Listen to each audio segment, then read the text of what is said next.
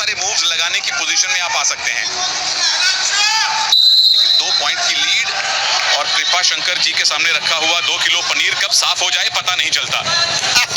Wrestling खेल ऐसा है, एक दाव अगर आपका सही पड़ गया तो आप तुरंत वापस आ सकते हैं। आपने तो 8-0 9-0 डाउन होने के बावजूद पहलवानों को जीतते देखा होगा पिनफॉल से। जरूर, कुश्ती में कुछ भी संभव हो सकता है और अभी हालांकि दिल्ली बहुत दूर है सामने। एक दूसरे की उंगलियों को पकड़ के उन्हें ट्विस्ट नहीं करना है। रेसलिंग है ये, वो WWE वाली रेसलिंग नहीं है जो आप सोनी पे देखते हैं, जहां आप इंजर कर सकते हैं। यहां विरोधी को चोट नहीं पहुंचानी है, मूव लगाने हैं और उन मूव्स के आपको पॉइंट मिलते हैं। टेक डाउन अभी एडुर कुरोई ने किया था। जब आप अपने विरोधी को फेस के बल पे जमीन पे लिटा दें, आपकी उन विरोधी के कम से कम 5 में से 3 लिम्ब जमीन पर हो और आपका कोई मेजर लिम्ब उसके हाथ में ना हो तो 2 पॉइंट मिलते हैं, जो ओडुनायो ने अभी तक ले लिए हैं। बिल्कुल, और ओडुनायो लेग अटैक बहुत अच्छा करती है। अंशु मलिक को आगे भी उसका ध्यान रखना पड़ेगा, पांव को बचाते हुए अटैकिंग पोजीशन में लगातार पुल पुश करना पड़ेगा, उसको थकाना होगा, छकाना होगा, तभी ओडुनायो रेंज में आएगी और पकड़ने देगी। नहीं तो बहुत मुश्किल होगा इस लेवल के पहलवान को पकड़ना, क्योंकि वो समय पास कर रही है, मौका देखते ही चपलता से पैरों में घुस जाएगी। तो उस बात का भी अंशु को ध्यान रखना पड़ेगा। नाइजीरिया से हैं और इनका निक नेम है पांतेरा डांसर। कि जिन लोगों ने रेसलिंग लीग देखी है सोनी पर, वो जानते हैं कि ओडुनायो जब भी मैट पे आती थी और जब भी बाउट जीतती थी, डांस बड़ा अच्छा करती थी। तो वो उनका अपना एक अलग स्टाइल स्टेटमेंट है। बिल्कुल, गाते हुए आती है और गाते हुए जाती है, लेकिन इस बार गाते हुए नहीं दिखी। रेफरी ने साफ हिदायत दे दी भारतीय पहलवान को, आप फिंगर नहीं मरोड़ सकते हैं। अगर दोबारा ऐसी हरकत करी तो कॉशन और 1 पॉइंट विपक्षी को दिया जाएगा। पहले वार्निंग मिलती है वर्बल, अगर दोबारा से नौबत आई तो कॉशन, जिसका 1 पॉइंट जैसा कृपा जी ने बताया विरोधी को मिल जाता है। पहला राउंड समाप्त होने वाला है। वार्निंग्स और लेग अटैक फिर से है और अब तक टेक डाउन हुआ नहीं है। अंशु मलिक कोशिश कर रही हैं इस चंगुल से निकलने की, पॉइंट अब तक गवाया नहीं है, अब उसकी नौबत आ गई है। टेक डाउन हो गया, 2 पॉइंट और 4-0 से एडी कुरोई फिलहाल आगे हैं और आधे मिनट का ब्रेक, पहला राउंड समाप्त। और दोनों ही अंक पैरों से दिए। हालांकि इस बात की अंदेशा पहले से ही था कि लेग अटैक पर ही ओडुनायो यहाँ अंक बटोर सकती है, लेकिन अब 3 मिनट बहुत तय हुई है। पहला अटैक जहाँ पे डबल लेग अटैक किया, टेक डाउन किया, 2 अंक लिए और वहाँ पे बचाव किया अंशु ने कि आगे इसके आगे पॉइंट ना बने। और ये दूसरा अटैक जहाँ टेक डाउन करने के बाद फिर 2 अंक।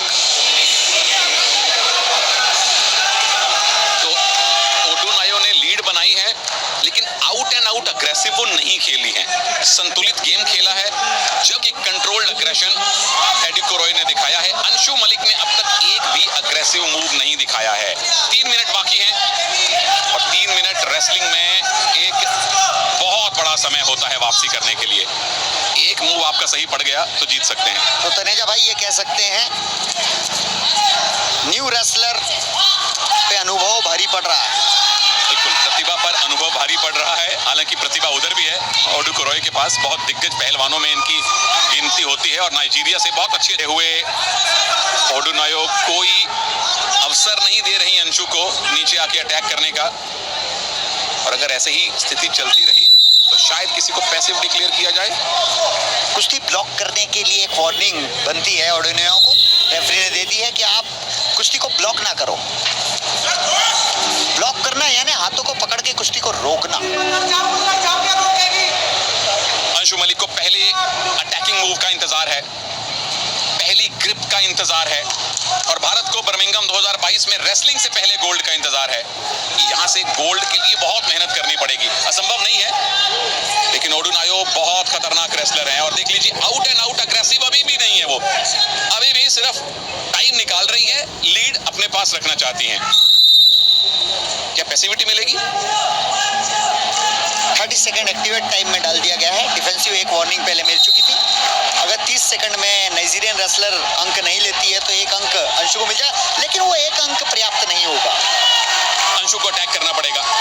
ओडुनायो ज्यादा से ज्यादा 1 पॉइंट लूज करेंगी अगर बचे हुए 18 सेकंड में उनको अंक ना मिला। अगर रेफरी को लगे कि कोई एक रेसलर ज्यादा डिफेंसिव हो रहा है तो वो उसको पैसिव डिक्लेयर कर देते हैं, फिर अगले 30 सेकंड में उसको पॉइंट लेना पड़ता है, नहीं तो विरोधी को 1 अंक मिलता है। तो 1 अंक मिल भी गया अगर अंशु को तो ये काफी नहीं है, क्योंकि 1 मिनट अभी बाकी है।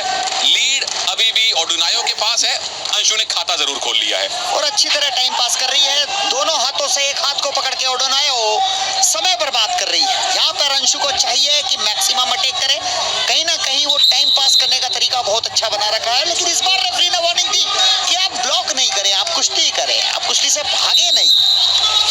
यहाँ आप डिफेंसिव नहीं हो सकते। ओ फिर से लेग अटैक है, ओडुनायो का ही अटैक है। टेक डाउन की पोजीशन अभी तो नहीं बनी है, लेकिन अगर इसी पोजीशन में भी उन्होंने कुछ सेकंड निकाल ली है तो गोल्ड अपना पक्का कर लेंगी। और अगर कहीं कोच से इंस्ट्रक्शन मिल रही है, क्योंकि पूरी तरह से अब कंट्रोल में वो आने वाली है, पॉइंट का दाव अभी तक लगा नहीं है। अब संभवतः कोशिश होगी उनकी, 2 पॉइंट मिल गए क्योंकि अपने लिंब छुड़ा लिए अंशु से। 6-1 और बचे हुए 20 सेकंड हैं। गोल्ड मेडल की तरफ बहुत मजबूती से कदम ओडुनायो का। बिल्कुल अचानक प्रहार कर दिया है। अब अंशु लगातार अटैक कर रही है, कहीं ना कहीं डिफेंस छूट गई। आर्या पार जाना चाहिए, अंतिम 10 सेकंड। बिल्कुल अब आर्या पार की ही कोशिश है। लेग अटैक मिला है और यहाँ से तो फीतले घुमाइए, और कोई चारा नहीं है। 2 ही पॉइंट मिल पाएंगे, 6 सेकंड बाकी है, लेकिन 3 पॉइंट की लीड ओडुनायो के पास। दोबारा से स्टैंडिंग पोजीशन में जाना पड़ेगा, क्योंकि आप चले गए थे ऑरेंज जोन में, पैसिविटी जोन में। यहाँ से वापस स्टैंडिंग पोजीशन में आएंगे और 6 सेकंड काटने हैं ओडुनायो को। 1 पॉइंट और मिल गया अंशु को। कॉशन और पॉइंट मिला है जोन से बाहर भागने का। अंशु को 2 पॉइंट कम से कम चाहिए। 2 पॉइंट अगर लेती है तब भी मुझे लगता है बात बनेगी नहीं, क्योंकि बराबर स्कोर पे ओडुनायो के स्कोर बड़ा होगा। उसकी नौबत नहीं आई। अंशु ने आखिरी 30 सेकंड में अग्रेशन दिखाया, पॉइंट बटोरे, लेकिन गोल्ड मेडल बटोर कर ले गई नाइजीरिया की ओडुनायो एडिकुरोए। लगातार तीसरा कॉमनवेल्थ गेम्स का गोल्ड मेडल उनका। और अंशु मलिक, भारत की होनहार पहलवान, क्या कोई चैलेंज किया जा रहा है?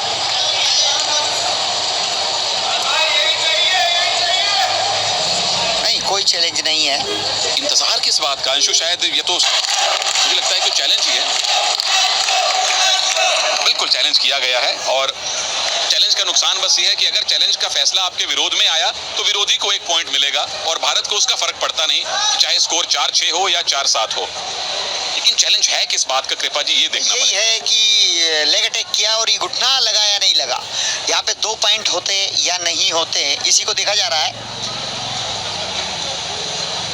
पीछे वाले ये वाला जो टेक डाउन था जो बाहर जाके मुकम्मल हुआ, यहाँ तो 2 पॉइंट जाहिर तौर पे मिले। जी जी, ये 2 पॉइंट मिले हैं और 1 पॉइंट और मिला है कॉशन और 1 पॉइंट और, इसीलिए 4-6 का स्कोर हो गया था यहाँ पर। Decision.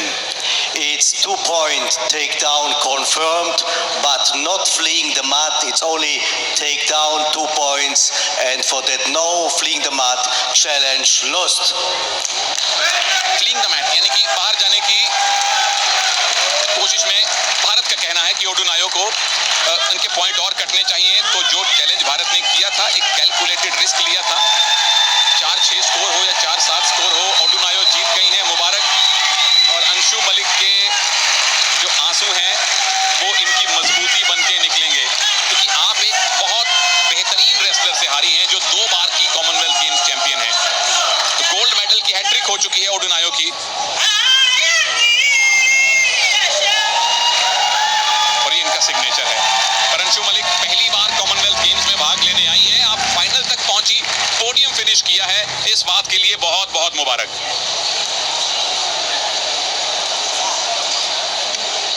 इंतजार है अब औपचारिक घोषणा का। और हाँ, मैच चेयरमैन इसकी घोषणा करता है, उसके बाद ही रेफरी। यस, मैच चेयरमैन द्वारा की गई, रेफरी ने